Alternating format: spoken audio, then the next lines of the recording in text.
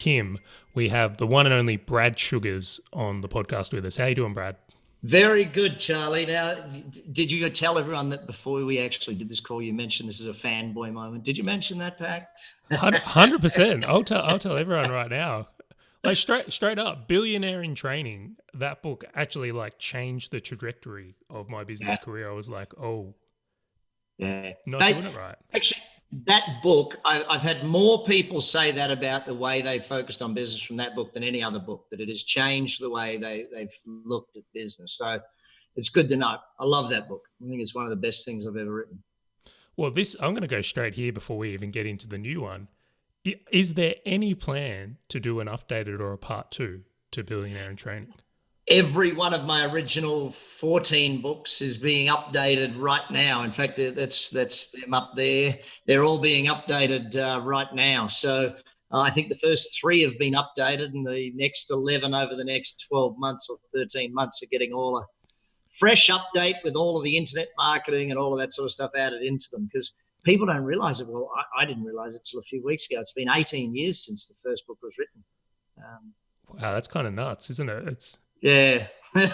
You think it's nuts. It took me 6 years to write the dang thing, so it takes a little less time now, but yes, I think it's a testament to the discipline of like actually like following on through on something for the long term. Like something we see quite commonly here is like how short-term focused or short disciplined a lot of business owners are, where it's like, it doesn't work this week, well then we'll just stop.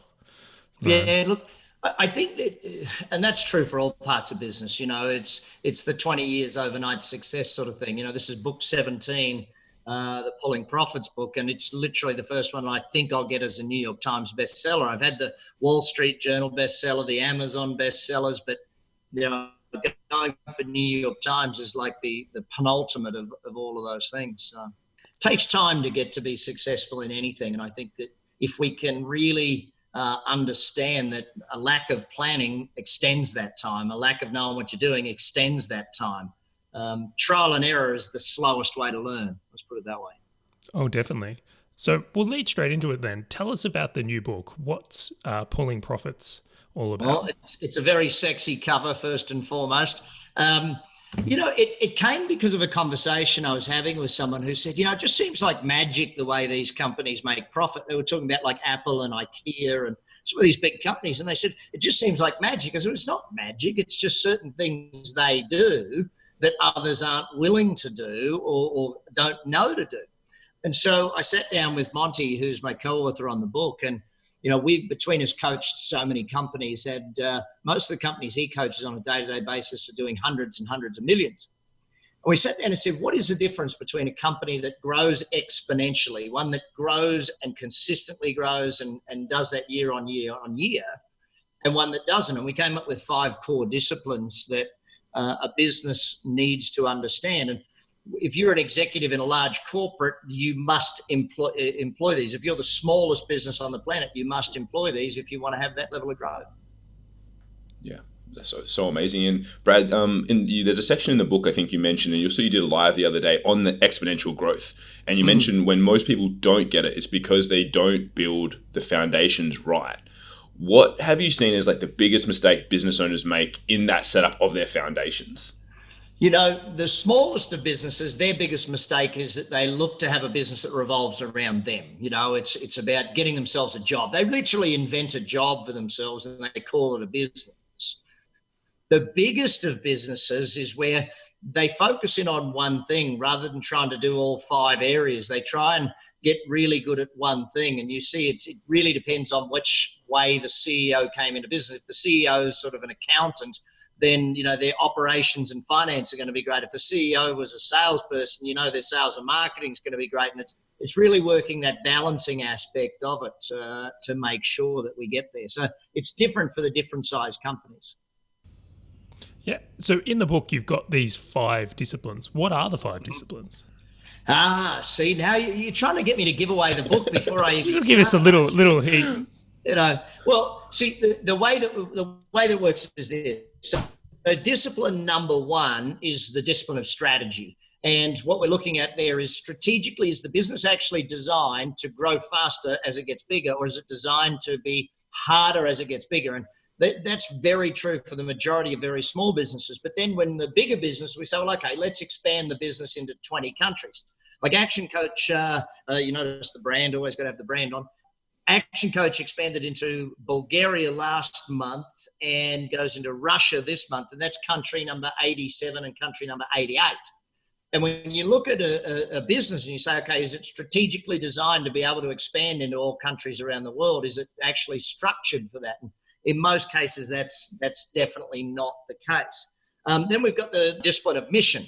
And that's really about emotional connectivity. It's about where is the emotional connection between the staff and the company, between the team and the customers, and having that level of, if you talk to someone who's an Apple customer, they don't just like Apple, they love Apple, and it's like, how do you get your customers and your staff to love working with you and being a part of your business is really what we're looking at there. The discipline of business development. And if you, as you know, Charlie and Kim, if you look back at all my books, business development has been a core of like 10 of the 14 books, because it's all been about how do we generate more business and more sales and that sort of thing. The discipline of people. You don't build a business, your people build a business. So it doesn't matter how big your company is, the quality of your people determines the quality of your business. So as you build people, they build the business. And then finally, the discipline of execution. So I wrote a book many years ago, Instant Systems, which is more for the smaller business, but understanding execution and how you actually pull it off is a very important aspect of it. So there's just quick summary, Charlie, the 5 disciplines. Thank you for the giveaway. But as you'll see from the book, we actually went into a full color print on this one. And it's the longest book I've ever written, almost 300 pages. And the reason we did that is we had to go into so much detail around each discipline and give examples of each discipline in action so people could actually learn how to do it, not just what to do.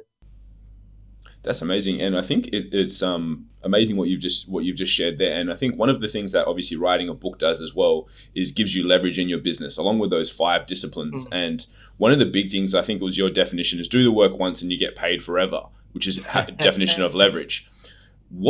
So for people that we talk to and we share a lot with agencies which are, doing things online, whether they're websites, Facebook ads, etc.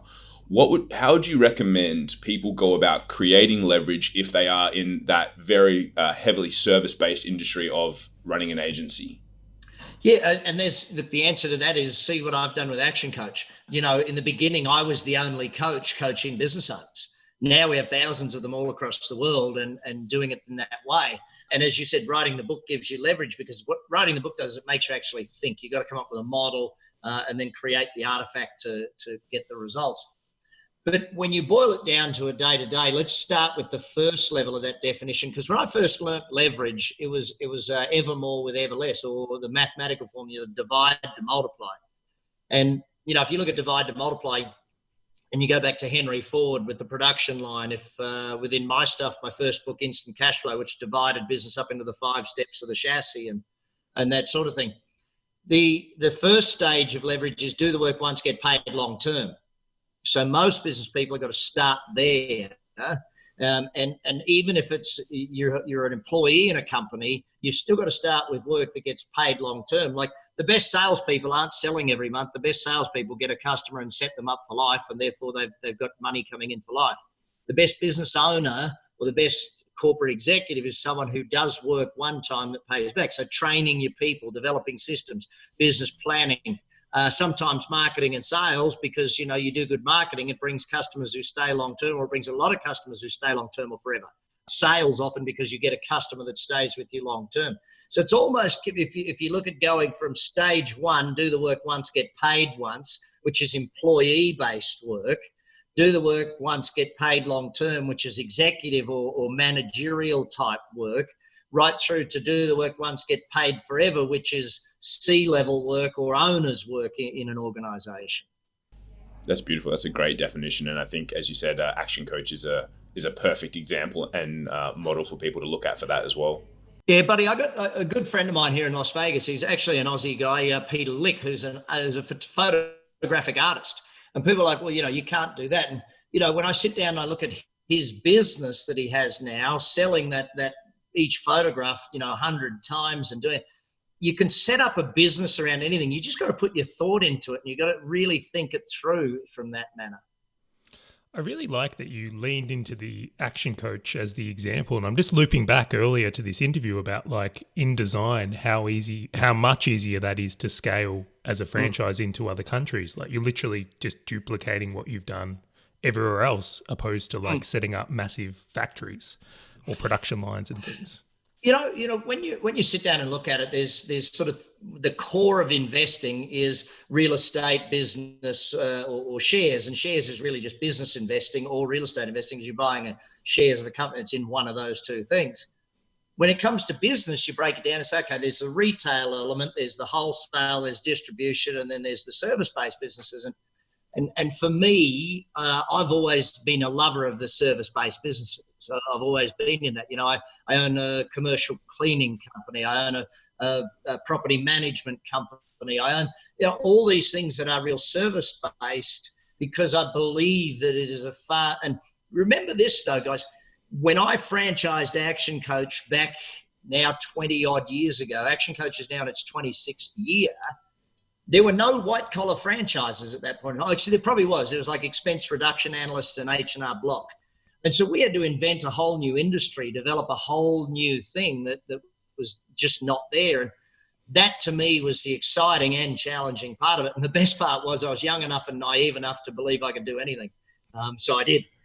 The problem with most people when they get older is they're too stupid to believe they can do anything. They've got too much experience and they go, oh, no, that can't happen. That's why I think millennials are positioned as some of the best business people to come.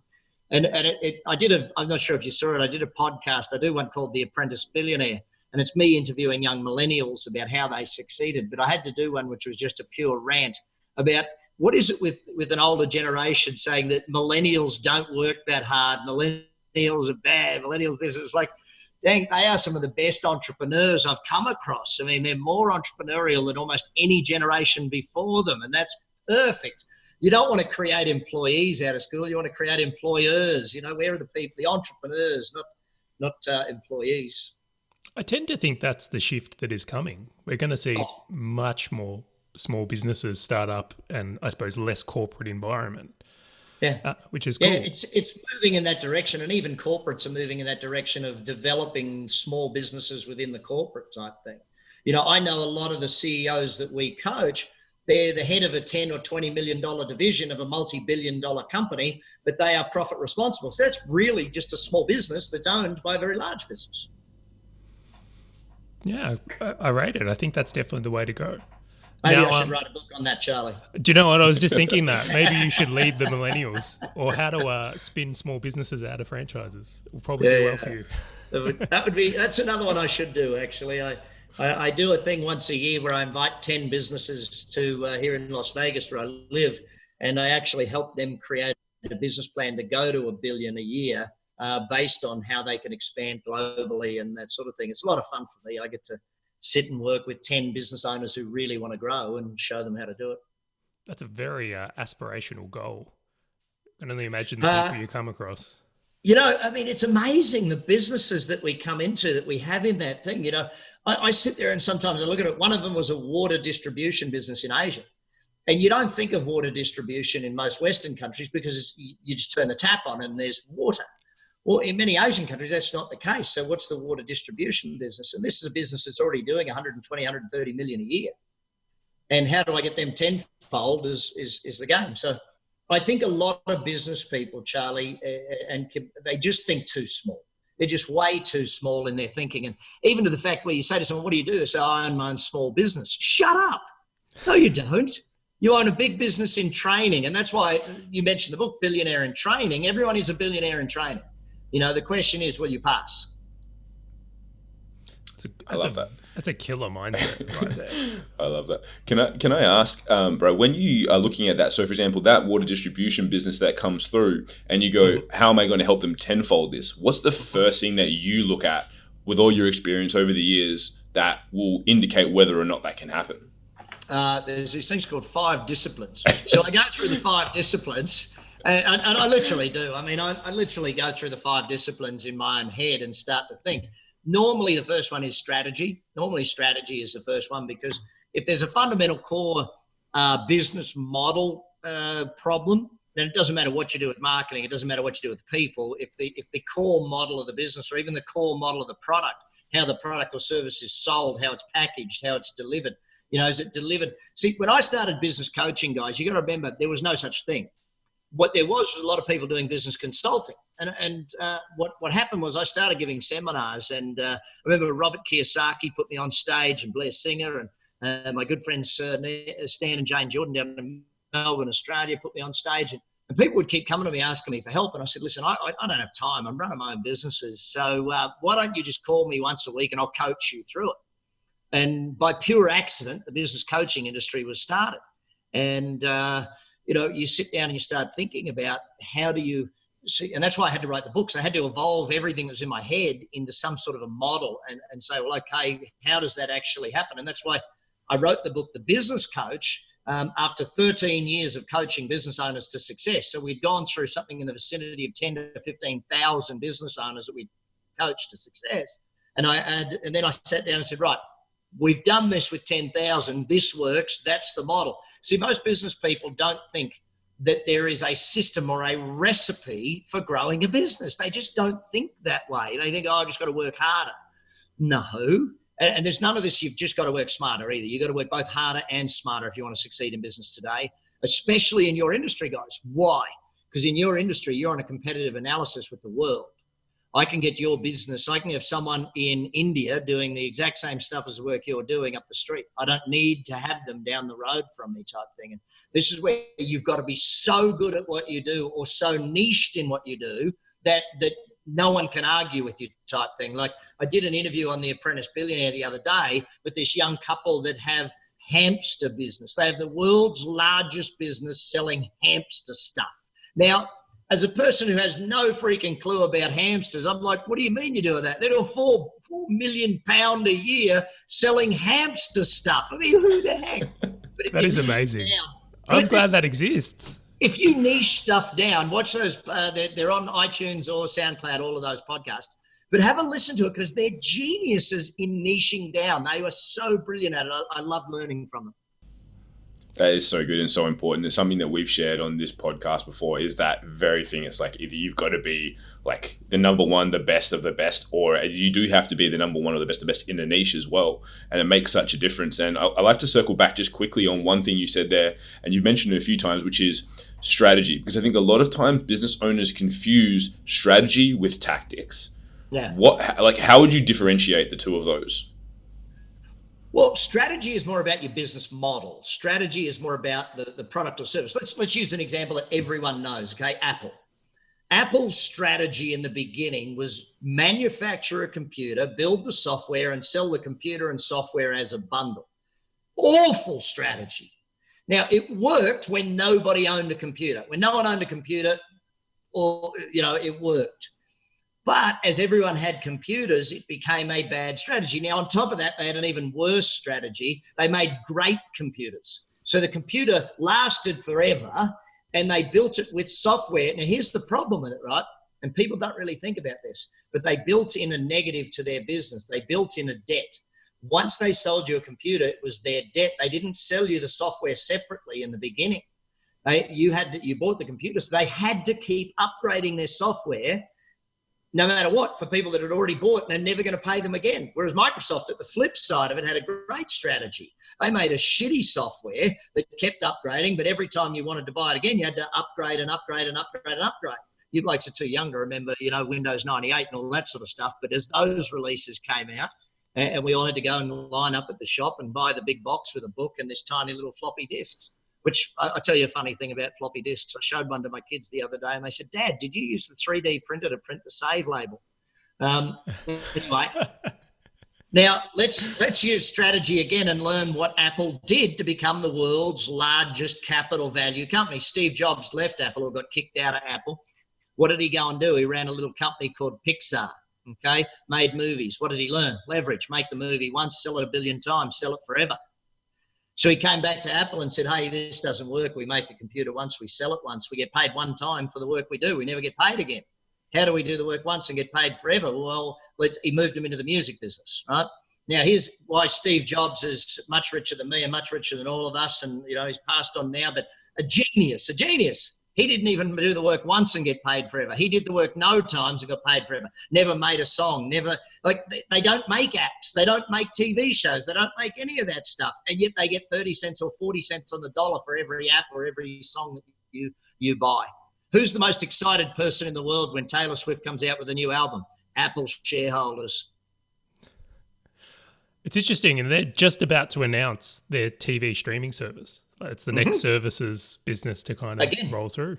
Buy it once and sell it forever. Why did Apple go and buy Beats headphones? Because Beats had the contract for music to pay it as a rental, not a one-off each time they use it. Beats had that contract, and Sony and all the big guys says, we're not going to give that to you, Apple. You've already beaten us up once in contract negotiations. We're not getting beaten up a second time. So they paid way over the money for that, and therefore they got the streaming service, and now they got streaming service for TV and all that.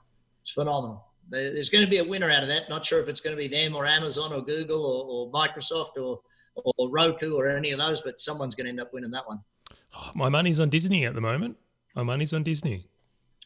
Your money's always got to be on the mouse. The mouse is the world's genius at leverage. When it comes to leverage, the mouse is the genius. The mouse was invented, 70 odd years ago. How many different ways do they sell the mouse today still? And they're still selling the mouse, the first ever movies. In fact, you jump on a Qantas flight, what do you see? The original mouse TV shows are on Qantas still.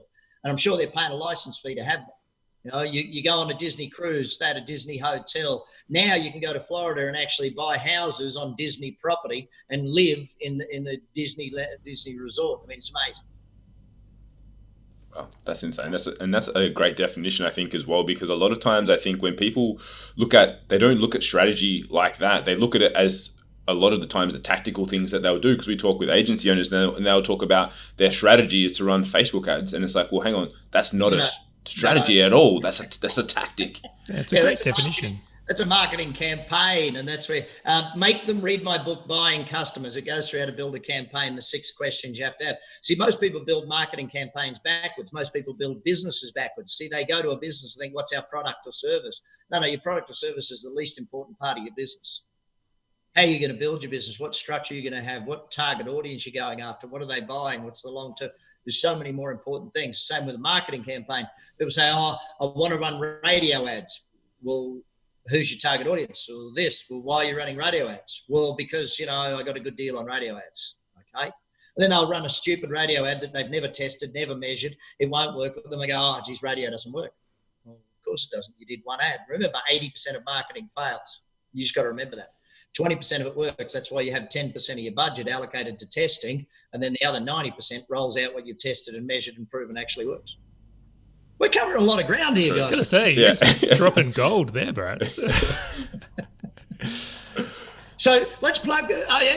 Yeah, we've got to plug the book. I actually got to ask one more question. One of the things I really enjoy about the way you write is every book has a transformation. It's like if you read one of your books, like you get a very clear outcome. So, for example, like I read The Wealth Coach and it's like I came out better equipped in the wealth area. Or I read Buying Customers, and funnily enough, I got better at buying customers.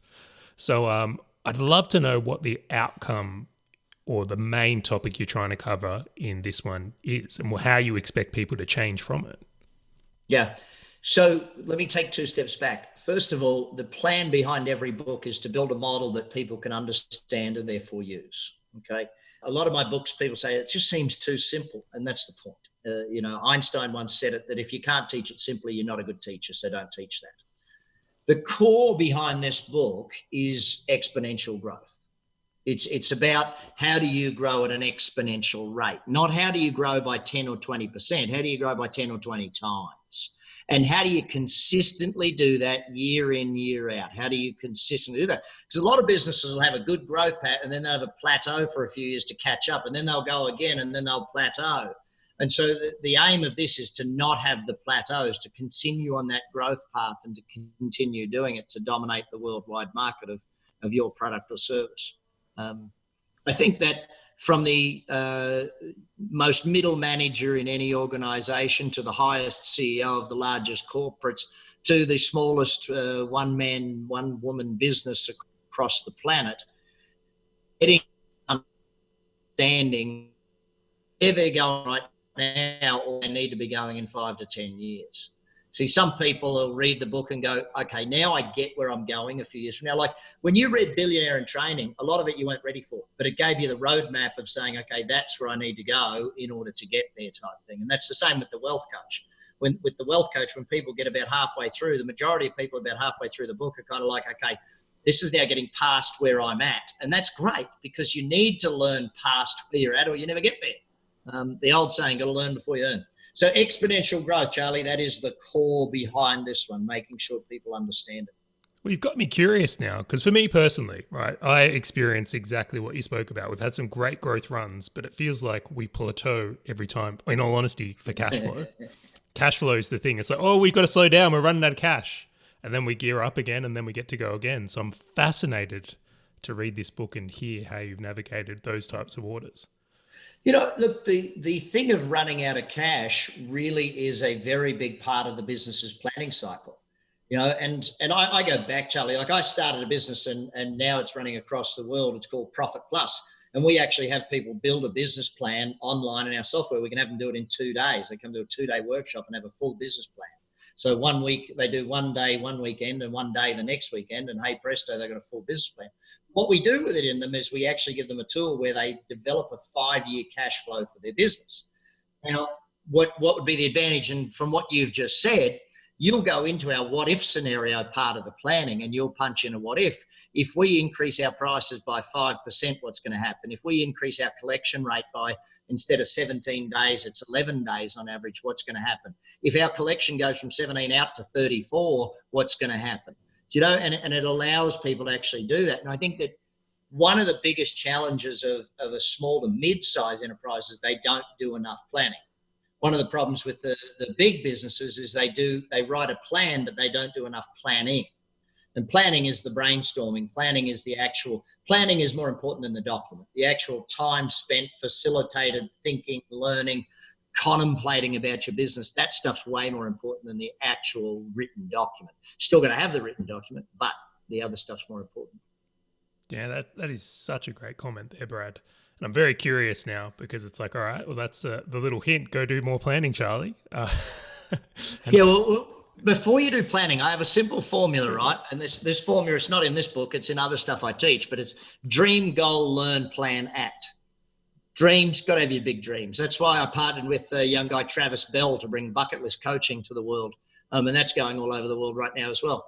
Dreams got to be turned into goals. So anything 10 years plus is a dream. Anything 5 years or inside is sort of your goal. You must have an actual documented date, etc. for it. From a goal, and the reason you have a goal is so you know what you need to learn. And this is where a lot of people struggle with this whole point of, see, let's imagine, if there ever been a time when either of you guys has told someone your goal and they've gone, oh, there's no way you can do that, or that's not possible, you can't do that. Ever been that time? Absolutely. And you know what your answer to them needs to be? You're right. You are right. The person I am today can't pull that off. But the person I'm becoming and the stuff I'm learning and who I will be in a year's time can do that. And that's the attitude a lot of people miss. They miss the point that you set a goal so that you grow into it. You don't set a goal that you can achieve today. That's a to-do item. That's not a goal. You know, a goal is something that you can't achieve with your current skill set. A goal is something you can't achieve with your current knowledge base. A goal is something that you dream it, you goal it, you learn it, then you write the plan, and then you go to work. If you wrote a plan without the learning, like if you dodge the learning and you write the plan, your plan basically says, do more of the same shit we always did. So, sorry about that, but do more of the same stuff we always did. You know, that's a simple formula, but again, very, very powerful. That's amazing. I love that. It's that's so perfect. And now, obviously, Brad, as well, at the moment with your book, you've got pre-sale on and everything like that, and you're including in there a ton of training. From what I could see, the $997 worth of training. Is that stuff in there by any chance as well? The dream is, yeah, that one's in there. Yep. I've definitely done that one in there. Look, the reason being, well, twofold. Let's go back a step. For 13 years, I video recorded and audio recorded every single event I did, every single live event, from my $10,000 week-long live events to my free 3-hour events, every single one of them, all my webinars, all of that stuff. It was all recorded. we put all of that into a business school, and for the last 4 years, we've been selling that for $1,000 to people all over the world through click funneling and all sorts of stuff. When the team came to me and said, "Boss, what are we going to do for people that want to take action early and buy the book in pre-release?" And I sat down and said, I could create some new stuff. I could do this. So you know what? Let's just give everyone all of that stuff. Let's just give it all of that. And of course, the team member who's in charge of that division looked at me in the eye and said, "I guess my bonus structure's changing." I guess, as soon as we're giving away what you sell now, we might have to change it up. But, the point of it is I want people to get so much knowledge. And literally in the Profit Masters, there is more than 100 hours of video and audio learning courses that people paid 5-10 grand to come to. It's all in there. And so where we actually, interestingly enough, I got orders for over 100 books the other day from the business school here in town, because all the kids in university are saying, "Hey, I want to learn all of that stuff, and I can't afford 1,000, but I can afford $24.95. So kind of cool in that way. Oh, I think that's great. That is a serious bonus. Yeah, that's amazing. The thing is, in this day and age, there's no use doing an offer that is, "Oh yes, buy my book and I'll give you a free white paper." That stuff just doesn't work anymore. People have to be astounded by the offer to go, I would be an absolute moron not to do that, wouldn't I? Yes. And in fact, you'd be an even bigger moron not to buy 3 of them for your friends. So yeah, that to me is what an offer looks like in this day and age, because there's just too much noise out there for it to be something for you to stand out. Your offer needs to be amazing. It needs to be so blunt and so brutal, but it's only once we get into selling through Amazon and Barnes and Noble and all those guys and Dimmicks and et cetera.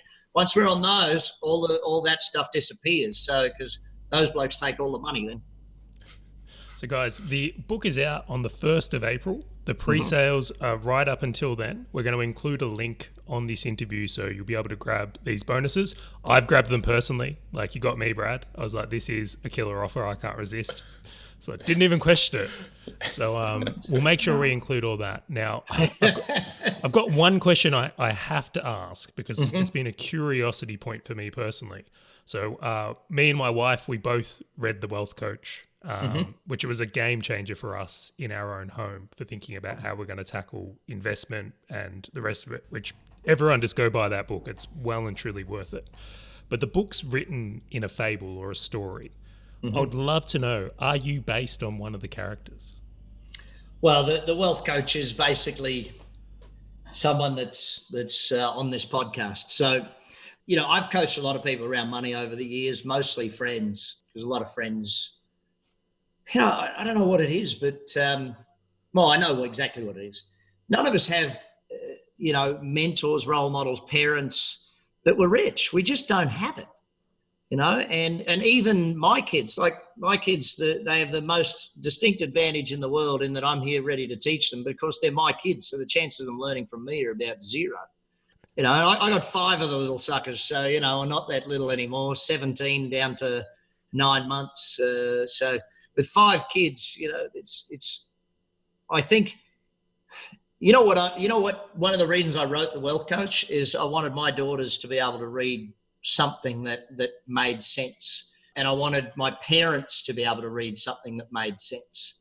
And I wanted my friends to be able to read something, because as much as I love to think that people want to learn from me, those closest to you are probably the ones that are hardest to teach.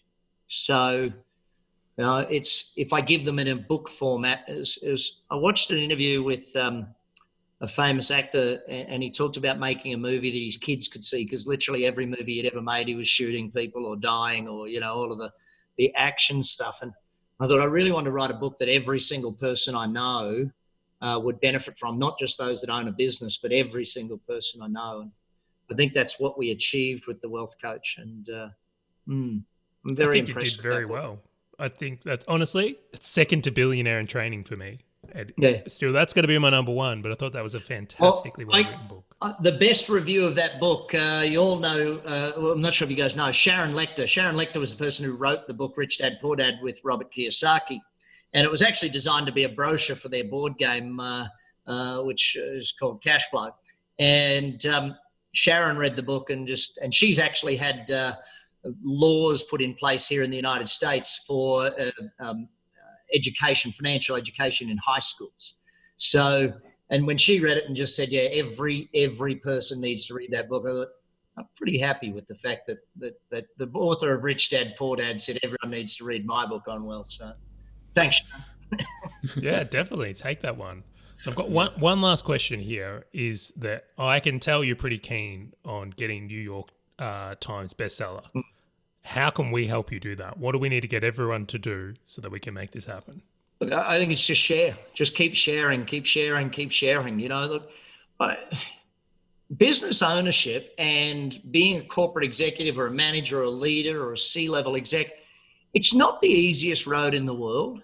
You know, and when you go down that road and when you choose that road, you choose that you have to continuously learn. And so every single one of us, whether it's our friends on LinkedIn or Facebook, we all have a dozen other friends who right now need to learn some things about how to grow. So if everyone can just keep sharing it out there and that sort of stuff, but on top of that, read it and apply it. Because, you know, then the story and the share is not, hey, I read this book and it was a great book. It was, hey, I read this book and I doubled my profit from it. That sells more books than, hey, I like the cover of this book. It looks nice. You know, that to me is an important aspect behind it. I think, you know, it's a big read. It's almost 300 odd pages. So but the detail, I think if you think of it more like a workbook and take notes in it and that sort of thing, then I think you'll get the most results possible. Well, guys, you've heard it here. So we're going to get everyone pre-sale. Buy it and get those bonuses. It's definitely worth it. And then apart from that, once you do, share that link around. Let's, I would love to contribute to you getting this New York Times bestseller, and I'm sure Kim would as well. Every single one of us, guys, you know it, and I know it. We set goals and we got to go for it. We got to push hard and we got to get there. Whether I get there on day 1 or day 20 or day 100 or day 5,000, I don't know. But we'll keep pushing for the New York Times. But can I finish off with one statement, and that's this. Guys, I love your work. I love what you do with people. I love the way you help people grow and do the things that they're doing. If you're watching this podcast and you don't really understand who these guys are and what they do, check into it. Get some help. Go follow, go learn, do that. Please, please, please work with them. Well, I think that is definitely how we want to finish. Thank you so much for the kind words, bro. Thanks, Brad. Appreciate it.